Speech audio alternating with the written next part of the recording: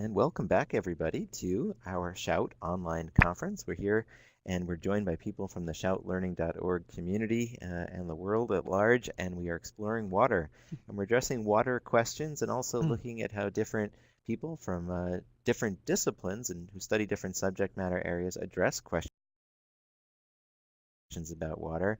And today we're going to be turning next to listening to the water nations. How do Indigenous peoples perceive and respond to water issues? And returning to the online conference series is Douglas Herman, who's the senior geographer at the National Museum of the American Indian. He's also an adjunct associate professor at Towson University, and he was an early architect of the museum's Indigenous Geography project and the creator of the web-based education project called Pacific Worlds. And he focuses his work on Indigenous cultural knowledge, and we're going to be tapping into what he knows and into that knowledge today as well. So really delighted to have Doug back with us. Do use the chat area on the left side of the screen. That's available to you at any time. Go ahead and use the area on the left side, and you can enter your questions and comments. We'll do our best to address those, and we'll look forward to your comments. So with that, on behalf of Microsoft Partners in Learning, Taking It Global, and the Smithsonian, we welcome you to Shout and to this next session with Doug. Doug, welcome. Aloha. Nice to be here. Thank you so much, Jonathan, and everybody for setting this up. And excuse me, those of you out there have to put up with my coughing and hacking. I seem to be permanently getting over a cold here. So, water nations, this is an interesting topic that I hope you all will get something out of. I'm going to run through a few different approaches to this topic today, and I'm going to start with just talking generally about Indigenous understandings and geography. And as Jonathan said, I am a geographer. So first of all, let's just talk about Indigenous knowledge generally. And it's important to note that Indigenous knowledge is not unscientific, but is derived through millennia of careful attention, consideration, and experimentation. It's intimately and finely tuned to the conditions of the local environment. It's interwoven with cultural practices and values. These practices make for a sustainable lifestyle and a balanced community, and of course survival dependent on the accuracy of this information. So I bring all this up because in our modern scientific environment, we sometimes say that there's a strong feeling that traditional knowledge is not scientific, but in many ways it is. Western knowledge, on the other hand, comes out of a very different set of circumstances, the Renaissance, the scientific revolution. It was then largely imposed throughout the globe through the colonial process from the 16th century on. It has its own internal logic, the scientific method, which is a great, wonderful, powerful tool. But it's always important to remember that science is not ultimately true. There are no final truths in science, but we often think of science as sort of equating that with truth. So if you say something is unscientific, you're basically saying it's poppycock. So this is how science tends to overwrite and ignore other ways of knowing. There's a certain arrogance traditionally that comes from people in the sciences, not everybody by any means, but there's a sort of overall attitude that this is a superior way of knowing, but it's important to realize that it has its own blinders that limit its understanding of the world, and it is not sensitive to the conditions of local communities and local environments in the same way that Indigenous knowledge is. Now, I'm a geographer, as I've said, and so here's a particular model on how some of us geographers think about things. You see 4 spheres of activity here: mode of production, social organization, political structure, and culture. And the first one, mode of production, is really the best place to start, is how you produce what you produce, whether you're hunting and gathering or doing subsistence agriculture or fishing or whatever it is. Then the next question is, well, how do you organize your people to do that particular task?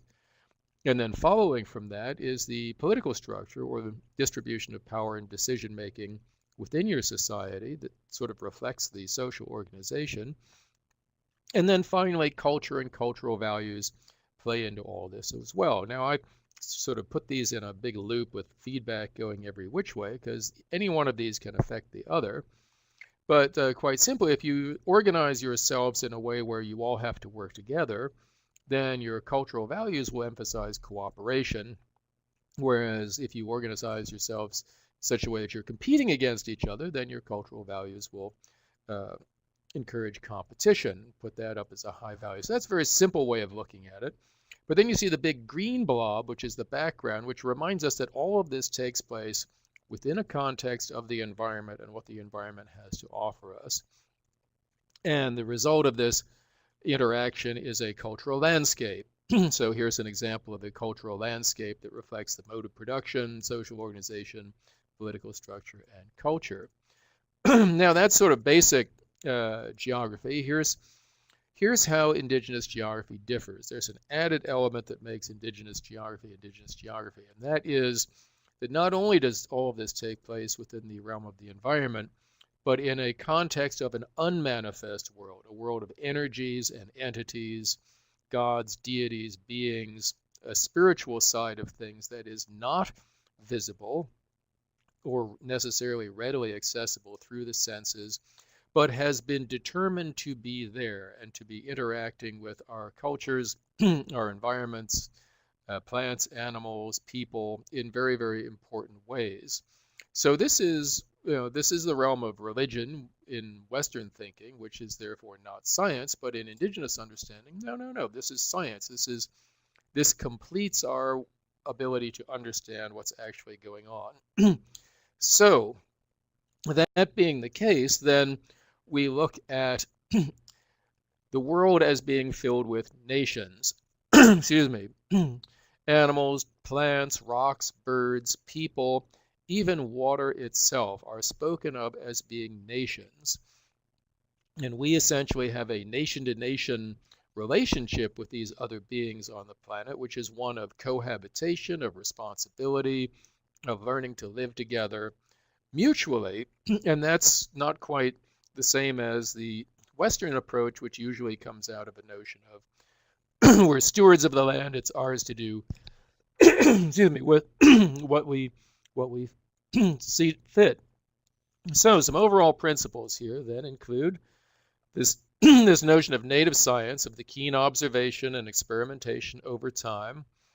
Epistemology, that there is a unique way of knowing, that this understanding of the world as having an unmanifest side gives you a different starting point for the kinds of questions you're going to ask and the interactions you're going to engage in, which then turns into ontology, that is, how we be in the world.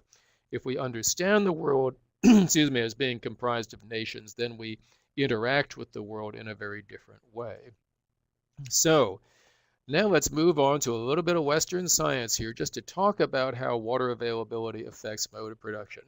There's the Earth, there's a climate map with the orangey stuff is the drier stuff, and of course greener and bluer. Green is wetter and bluer is colder. Without going into the big picture of how the global climatic system works, I've put 3 bands of color here. In the middle we have a blue band, which represents the rainy belt around the equator, and then 2 orange bands, which represent an area where hot, dry air is descending from the upper atmosphere in what's known as the subtropical high pressure zones, so it actually inhibits rainfall in this area.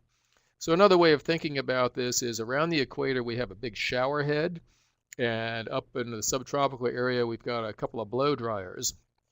And over the course of the year, as the Earth goes around the sun, these belts shift up northward and then back down towards the equator and then back southwards.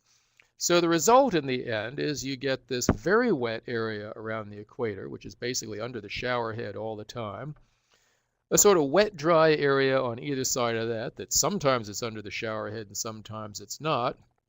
And going further, you get an area that's pretty dry because sometimes it's under the blow dryer and sometimes it's not. Then you get a super dry area, which is usually under the blow dryer, and another quite dry area beyond that. Again, sort of under the blow dryer part of the time, but not all the time. And that's sort of the big dominant systems in the tropic and subtropical areas. There's also this large continental desert over here, which is a colder climate desert because it's simply too far from the source of moisture, which would be the ocean. And then you get up into the upper latitudes and it gets a lot more complicated, but mostly it's pretty moist. Moisture availability is not such a problem because it's cooler and it doesn't evaporate so much. So, some indigenous water-related economies, and these are subsistence economies, of course, include fishing, which would be river fishing, salmon is a particular case, lakes, we have trout and other kinds of fish, habitats for waterfowl, beavers, and other animals, gathering of shellfish and eels and goodness knows what, wild rice cultivation in certain parts of North America, and of course irrigation for agriculture, and lastly, using waterways for travel in areas where there's a lot of waterways. So here is a climate map of North America, and you can see the orangey, yellowy stuff is the drier areas, the orange is the desert, the yellowy is the sort of semi-dry, and then moisture over on the other side here. And these translate into vegetation systems or biomes, and these are the major biomes of North America. So just very quickly running through some of the indigenous economies, traditional economies that we see in the areas. Here in our mid-latitude deciduous and mixed forests, this is an area where there's generally a lot of moisture. These are the Three Sisters, corn, beans, and squash. That is the traditional agriculture. Water availability not generally an issue. Up north in the coniferous forest or boreal forest or taiga, well, there's a lot of water up there. As you can see from this picture, and here's where we have a lot of water-based animals, including the beaver. Up on the tundra, where the evaporation rates are very low, well, there's a lot of water up there too, but of course mostly the activity is focused on the ocean and sea animals. And I should just point out at this point that in my talk, I'm really focusing on freshwater, not so much the oceans, or hardly the oceans at all. So just wanted to point that out as I move along here. All right, here's our grasslands in the middle, and this is an area where water availability is an issue. And the main sustenance of the economy was the buffalo. And then far west in our temperate rainforest, once again, lots of water. Here's where we have major river systems with a lot of trout in them. Now, down in the desert, well, it's a desert, so there's not much water. What are these people doing down there? Well, you might be surprised to know that corn is still a mainstay in some of the harshest desert regions. Look at that dry earth around that corn plant. How do they do it? Well, let's talk about some circumstances here. First of all, when we're talking indigenous peoples, we are talking in contemporary terms about nations without states. That is, they do not have their own countries, but they understand themselves as distinct nations. In the U.S., the phrase was domestic dependent nations from I think 1829 Supreme Court ruling. We see the drastic reduction of land base. If you're looking at the map in the background here, the red is Indian territory today. And of course, once upon a time, the map would have all been red. So we have minority populations, though we need to point out that these are indigenous people. That is to say, they are from and of the land. They're not ethnic people who moved in here from elsewhere. They generally have little or no official political voice.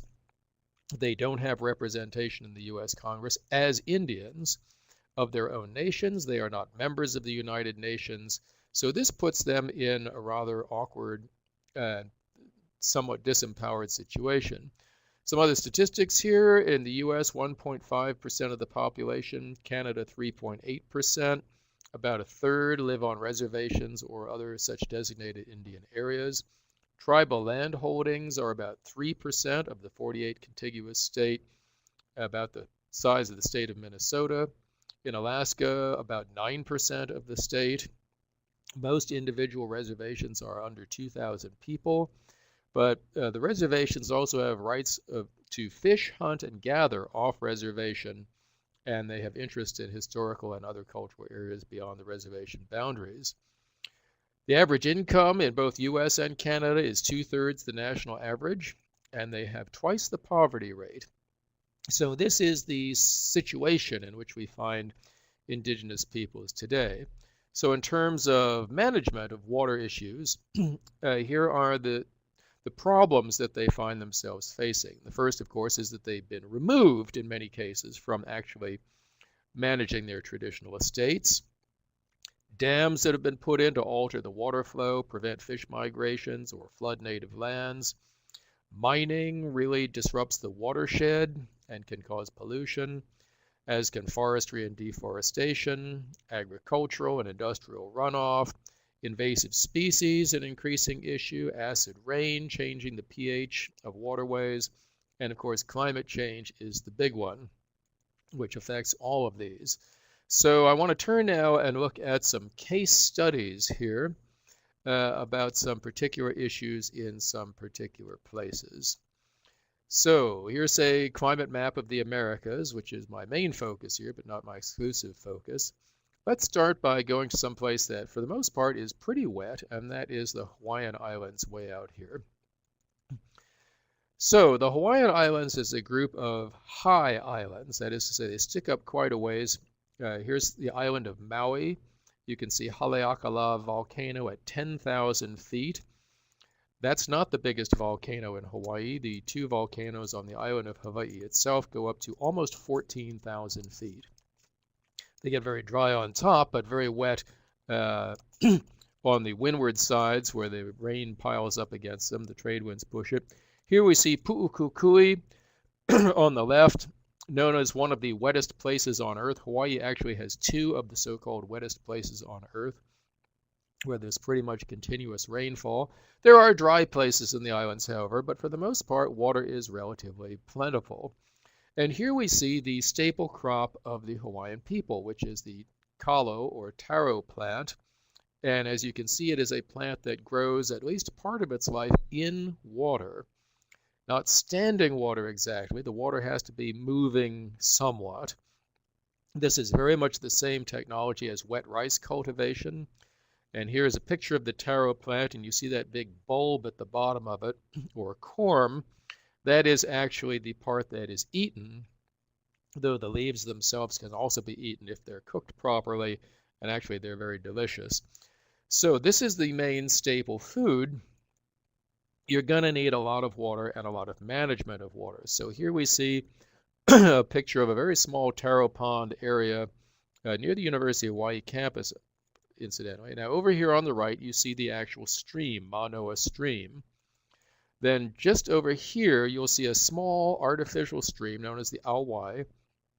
So somewhere back, maybe about 100 yards behind me, they channeled this off of the main stream. And they brought it alongside and up, and obviously can't make it flow uphill, but they brought it in and through and down to these ponds, which you can see, these sort of large brown rectangles. You can see one pretty clearly over here. That is the taro lo'i, or the place where the taro is actually grown. So that's the technology. And then once it has gone through these taro ponds, the water would return back to the stream. So hydraulic management, hugely important. Here's a schematic diagram of a traditional Hawaiian land division, or ahupua'a, showing all kinds of activities. You can see mostly the living zone is down towards the ocean, but you see this large agricultural area in the middle where the water is channeled off from the streams through the taro fields and back in. So what this means is that it's going to be very, very important where you do what. Where do you bathe? Where do you get your drinking water? Where do you go to the bathroom, and who gets how much water at what times, and so forth and so on, to manage this whole system to make it as productive as possible. And the chiefs and their land managers of old were genius at doing this kind of thing. Here is a current taro landscape today in the Hanalei Valley on the island of Kauai, and you see extensive taro fields still going here with the very large stream in the middle. In Hawaii, the word for water is vai, and the word for wealth is vai, reduplication of the word for water. And there are people who argue, well, that doesn't exactly mean what you think it means. There's possible other derivations of the word, etc., etc. But hey, let's face it, this is staring us right in the face. And this is very much how Hawaiians see it today. So what are the problems? Well, here we see the island of Maui again. And now we're going to see, here are the traditional land divisions, and here are the waterways. Well, what happened is, starting in the 19th century, sugar plantations and then later pineapple plantations became a big industry run by non-Hawaiians.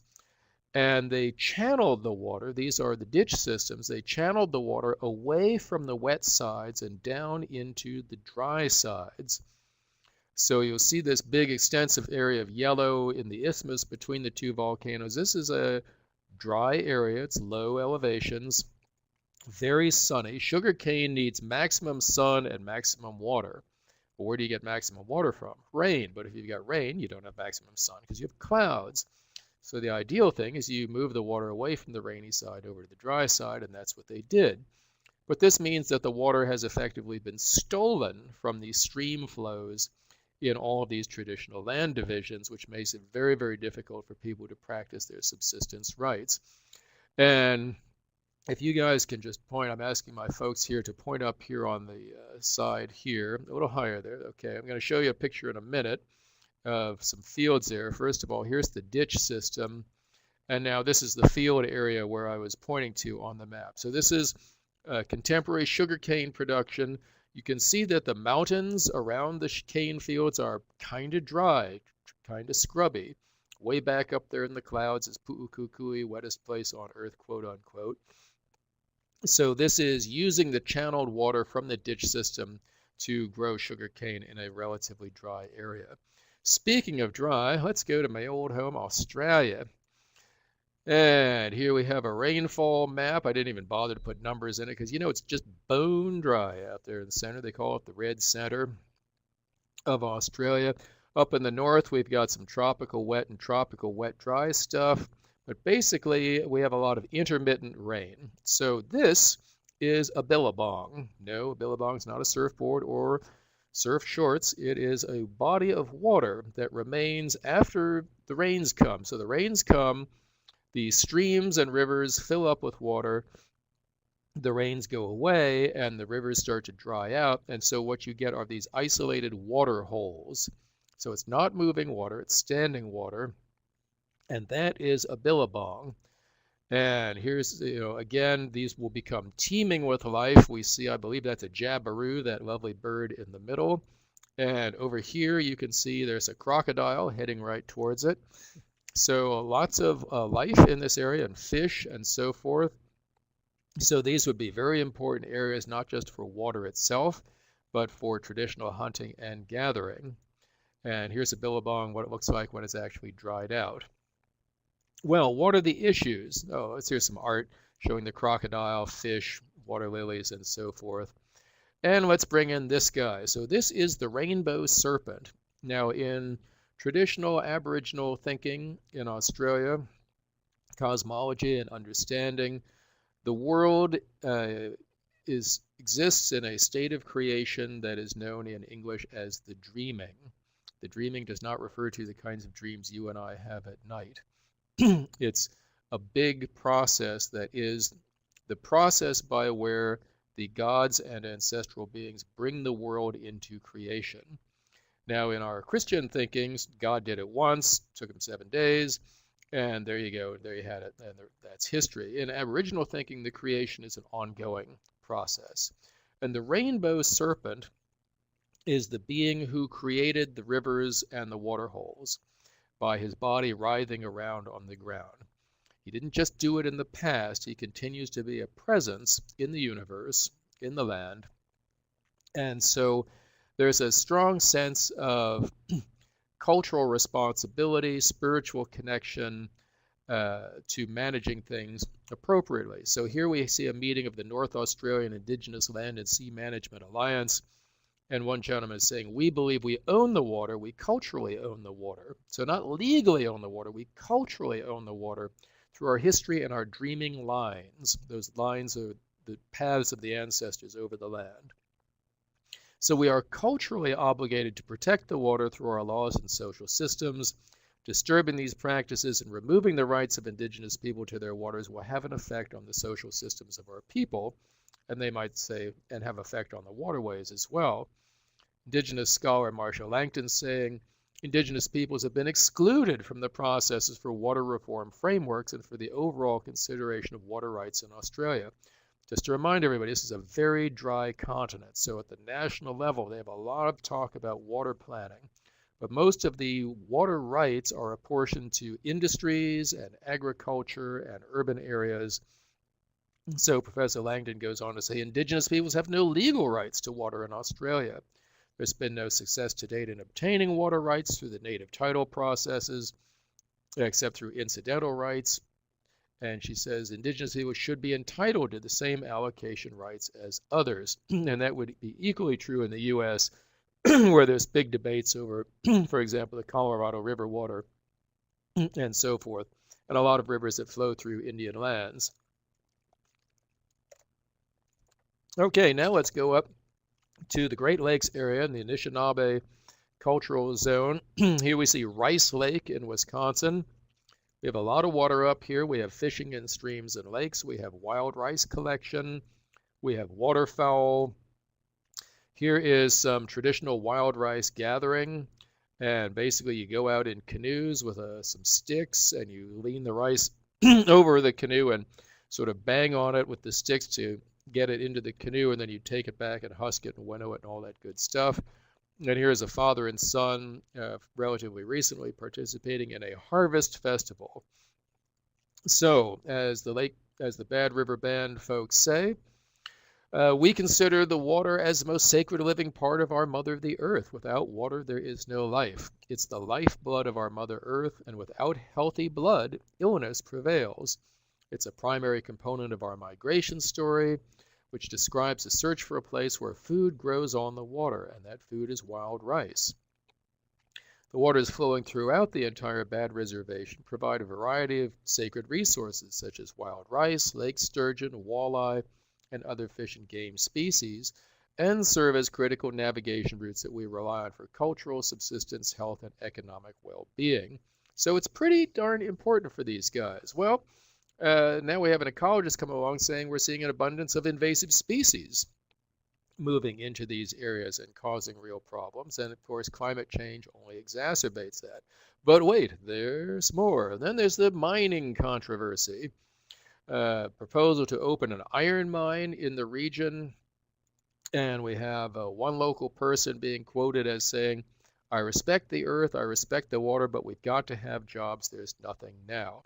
I don't think this is a native person speaking, but I'm not entirely sure. However, I am sure that this is a native person speaking, saying my people would rather have clean water than a job. If we just focus on one element, jobs, we're going to miss the harm that we cause. And this is what we often refer to as the 7-generation thinking that we find in indigenous cultures, that we have a responsibility that ties us to the ancestors that came before us, and to the descendants that follow after us. And whether we're thinking in terms of 7 generations from where we are now, or another way of thinking of it is sort of 3 generations back and 3 generations forward, with us in the middle making number 7, you're still thinking of a larger continuity of time and the consequences of your actions. So there's that very strong notion of responsibility. Let's go to one more place here. Actually, I think I have 2 more. This is the Calcaya ice cap in Peru. There it is where that big A is near the city of Cusco. Zooming in on it, that's what it looks like. This is the largest subtropical ice cap on the planet, and it's in trouble. On the left, we see it in 1983, and now we see it in 2008. All of the glaciers in South America are melting. And this is very important because they provide the water sources for the people who live downhill for them. And here we see an Andean village with the Pachamama ceremony going on. Pachamama being a fertility goddess who provides over planting and harvesting. What do you need to plant and harvest? You need water. So the ceremony culminates at a pond or stream where offerings are made to Pachamama. So as we see the disappearance of these glaciers, we're going to see big problems, first for the indigenous peoples who live up closer to them, and then also for other people downhill. But because, again, of that sort of marginal status of indigenous people, they are more vulnerable than the majority populations who tend to have more legal power to get what they want. Okay, I think this is my last one. Yep, let's go to Summit Lake, Nevada. There it is, up where that letter A is in the upper hand. Let's zoom in at it. This is a terminal lake, that is to say the streams flow into it and do not flow out of it. And Nevada being a very dry place, there you can see the lovely chaparral with the lake in the background. This is the home to the Summit Lake Paiute tribe, and their subsistence lifestyle revolves around the Lahontan cutthroat trout. Look at the size of that fish. Boy, talk about a trout dinner. Now, I bring up this case because there is actually good news here. Here is a case where the whole waterway, the watershed itself, local farmers, ranchers, U.S. Forest Service, the tribe, various different partners who are all landholders in the area are working together to actually restore these stream systems and riparian habitats. And here we see a very healthy area looking here. So it can be done. We can work together. We can make this work for everybody, and we have to. This is the tragedy of the common situation. If you just look after yourself and say, well, screw you to the other people, then the whole system's going to fall apart. Water really teaches us how connected we all are. There's another piece of habitat. So some Indigenous action that's taking place today. First of all, the International Covenant on Civil and Political Rights in Article 1.2 says that all peoples may, for their own ends, freely dispose of their natural wealth and resources without prejudice to any obligations arising out of international economic cooperation based upon the principle of mutual benefit. I love that, mutual benefit, and international law. In no case may a people be deprived of its own means of subsistence. So this is very important for Native people. We're saying, hey, the things that you are doing that are impacting our water supplies and waterways do affect our subsistence, and that has to be taken into account. It's not just the big money agriculture, ranching industry, and so forth. The 1992 Convention on Biological Diversity, Article 10, talks about protect and encourage customary use of biological resources in accordance with traditional cultural practices that are compatible with conservation or sustainable use requirements. Good stuff, but wait, there's more. Finally, in 2007, the UN Declaration of Rights of Indigenous Peoples actually mentions water specifically, saying that Indigenous peoples have the rights to maintain and strengthen their distinctive spiritual relationship with their lands, waters, and coastal seas, and that states shall consult in good faith with the peoples concerned and obtain their free and informed consent prior to any project that includes water and anything that might affect water. So there is some international force coming into effect, and Indigenous peoples themselves have been pushing very, very hard on this. So just kind of bringing this part of my discussion to a close, I started off by talking about water as a nation, and I didn't say very much about that. I was at a tribal climate change conference a few years ago out at Haskell Indian Nations University, and out there at that meeting was a Lakota elder named Albert Whitehead. And he talked about how during World War II, his mother went down to the river to pray for peace. Well, why did she go to the river to pray for peace? We have that song, Peace I Ask of Thee, O River. She's actually giving peace to the river. Why? Because she understood the hydrological cycle, that if you put this blessing into the water system, the water will circulate all over the planet and spread that blessing and that energy. And so we come to this sense that water is our friend, our ally, our neighbor. It is a being, a living force with whom we have a responsibility and with whom we share this planet. It's bigger than us, and we depend on it. So just wrapping up some thoughts here. First, that cultural diversity is crucial to the planet in terms of adaptation and giving people different ways of knowing the world and to think differently about how we live. A lot of folks in the environmental movement today will tell you that the reason our environment is so screwed up is because of our opening premise that we inherited from the scientific revolution, the Renaissance, and so forth, that we have dominion over the earth to do what with it as we see fit, and that we have done that to the disadvantage of the planet itself, and not thinking ahead and thinking about the responsibility that we have to the other beings with whom we inhabit this planet. So the fact that there are all these native cultures out there, and this isn't just American Indians or Pacific Islanders, this is your own native culture. What did your ancestors think? Well, they lived this way too. They understood the seasons and the changing of nature and that sense of responsibility and how to live with the earth. So values is a key factor here, and I like to use this quote from my friend and colleague Anne Hattori out in Guam about the Chamorro value of Anafamalek, when she says, when you enter a jungle, you're supposed to ask the spirits permission, and then you're not supposed to over-harvest. If you abuse the environment, it won't come back to you, but if you respect it, then the next time you go, there will still be some there. And then she makes this great connection. She says, this value of Anafamalek means to make things good. What you do to others, it will happen to you, so you need to have respect and balance. Anafamalek is about respecting your family, respecting elders, and respecting the environment.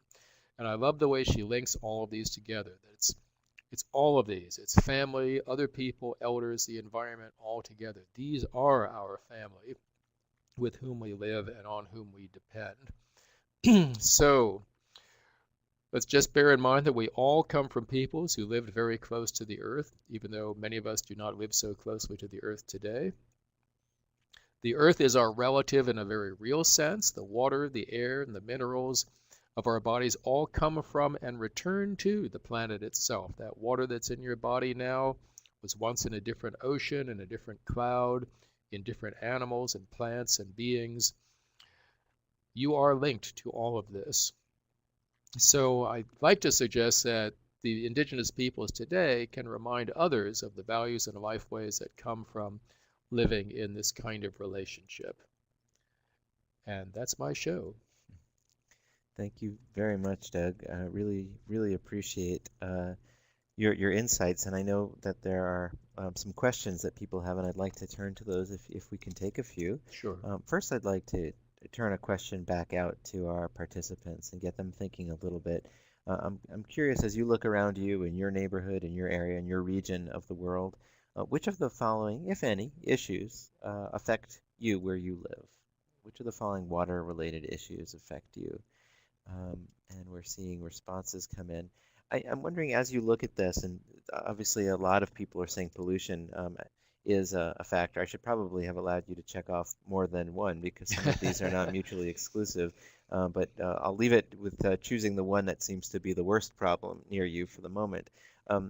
Pollution. So I wonder if we could, if you could take any of these, or pollution in particular, and are there examples of how an indigenous culture is addressing the problem in a way that we could all learn from? Well, traditionally, I think the indigenous peoples would say, we're not the ones who caused the problem. Why is it our job to clean it up? Now that a lot of indigenous peoples are urbanized and so forth, that's not 100% the case, but I think that's still generally the attitude. And particularly as you see when you live very closely, when your economy is dependent on the water being clean, then you're very acutely aware of how you should be treating it and respecting it. So that doesn't exactly answer your question, but I think that's the answer I need to give. That's an important answer. I think we need to know that and hear that. We hear from one of our participants. He says that from your presentation, it seems that many people take water for granted. What do you suggest that we can do and schools can do to change this attitude? That is an excellent question. I think that is the question. Boy, where do you begin to start? And it really varies, I think, depending on where you are in the country. So I have a colleague who grew up in the Central Valley of California, where you took a shower once a week. As a kid, she said that's what they did because it was a water poor area. So it's really those of us who grow up in areas that are not water poor that take water for granted. In Australia, they don't take water for granted. For example, and out in the desert, you don't take water for granted. I've been in places on the island of Hawaii where people, they're living in wet areas, but they don't have piped water. They're living on rain catchment water. So when you use the bathroom in their house, you have to be mindful of, if you've only urinated, then you don't flush the toilet because they have a limited supply of water. One person said to me, "Look, water is like my bank account. You put so much into it, and you can take so much out of it, and that's it. It's not an unlimited supply."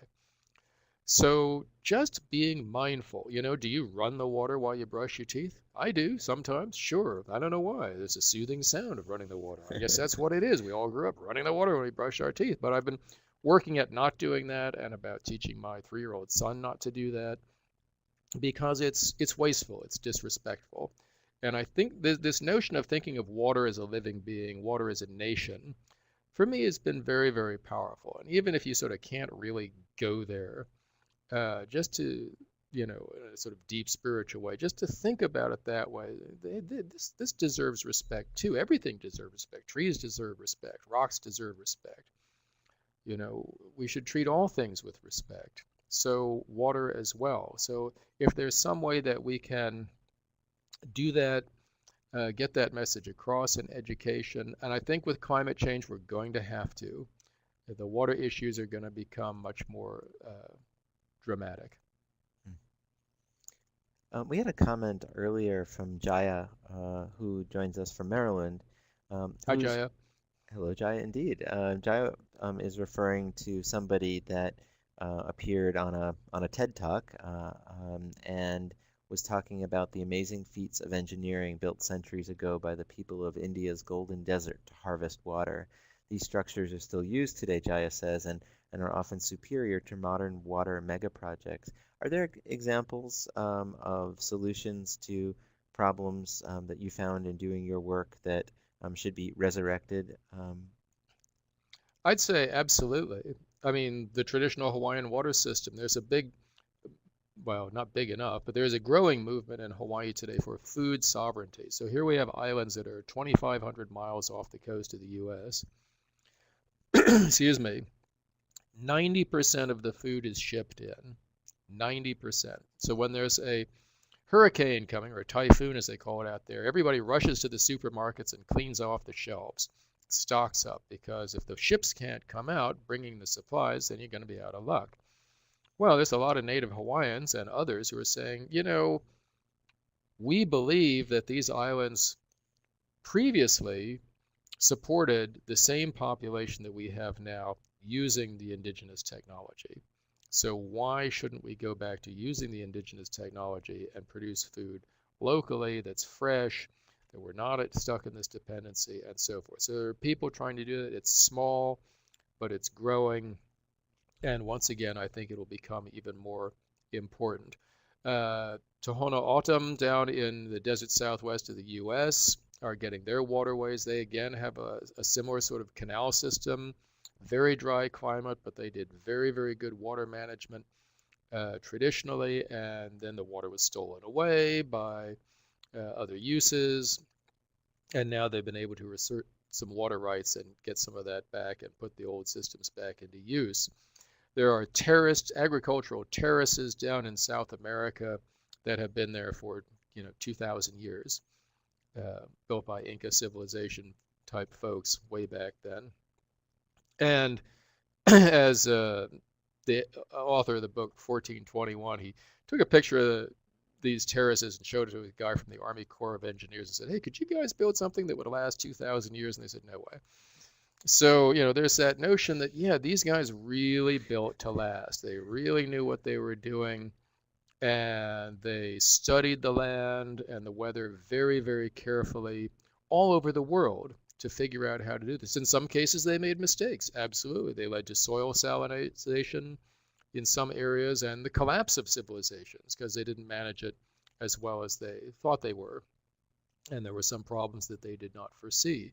So, they're not be all and end all here. We're always learning from our mistakes. But I think the most important thing is, we live in an industrial society where we put a lot of energy into doing everything we do. By energy, I mean petroleum, nuclear, et cetera, to create what we need.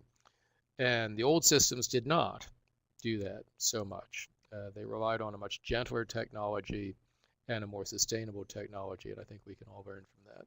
Do, there are, you referenced a little bit about locally sourced ingredients and farmers markets, and in some places, in urban centers, a trend towards, I don't know if you'd call it a trend, but certainly pockets of people trying to live closer to the land, or at least pull from resources from the land closer to them to mitigate some of that energy use. Mm. Um, I know nobody has necessarily a crystal ball, but could you see in the foreseeable future the indigenous approach uh, to being closer to the land and our current modern uh, ways merging and converging again?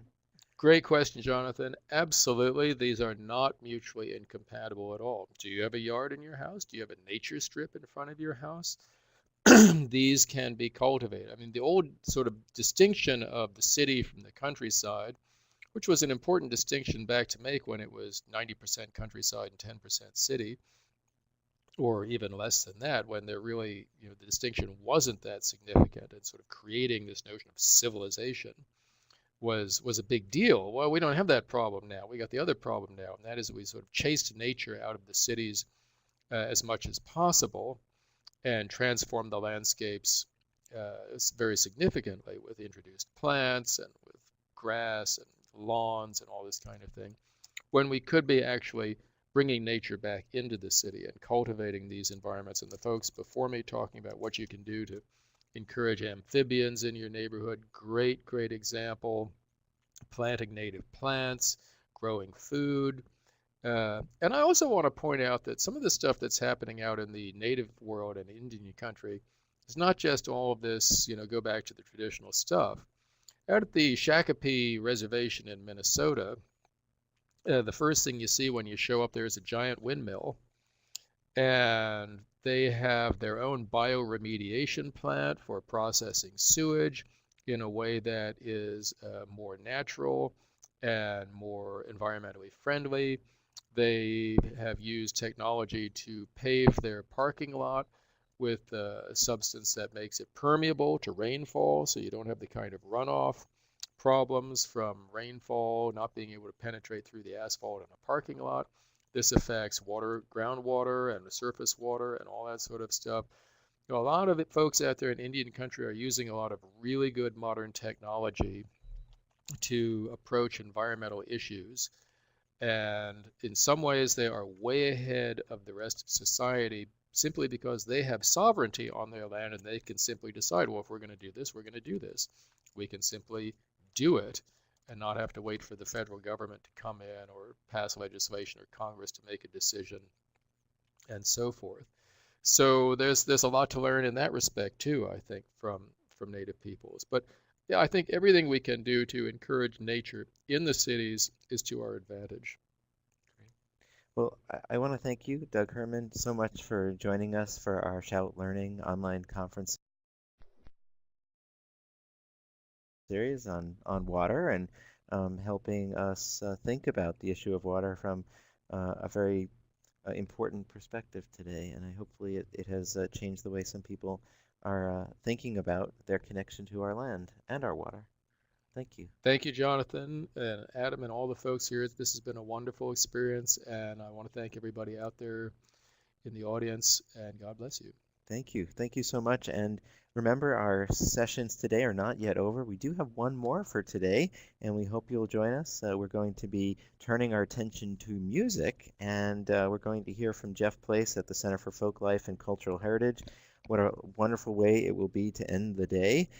So you'll be able to sit back and enjoy and hear some stories and hear some amazing music as well. So please do stay right where you are. A couple of quick notes. We want you to let people know what you're learning and sharing what you're learning here. So please do, if you're a person who uses Twitter, go ahead and use the hashtag #ShoutLearning so that you can get the word out about your experience here today and give us feedback.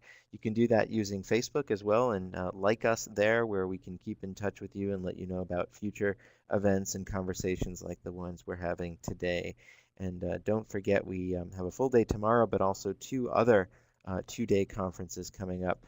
And if you're registered for this one, we will certainly make sure to remind you about those upcoming sessions, but it's not too late. Just visit shoutlearning.org and you can let colleagues know as well. And if you are newly joining us for today, don't forget about the new Smithsonian Learning Quest Badges program. The first few badges that you can earn in the program relate to your Shout experience. We have an oral historian badge, which is a fantastic way to talk about with water and water-related issues with people in your neighborhood. And we also have a dirt detective badge, which helps you get your hands dirty and look at the soils right around you. Maybe you'll turn over a rock, find some soil, and find a salamander hiding under it. And that might be part of one of your quests. So we do want to hear from you, and we do want to recognize the great learning and achievements that you are taking on as you explore through the Learning Quest. So check that out. I'll put up the link to where your teachers can sign up, and we'll look forward to seeing you. We're going to take an 8-minute break, and we'll be back with our next session. So stay right where you are.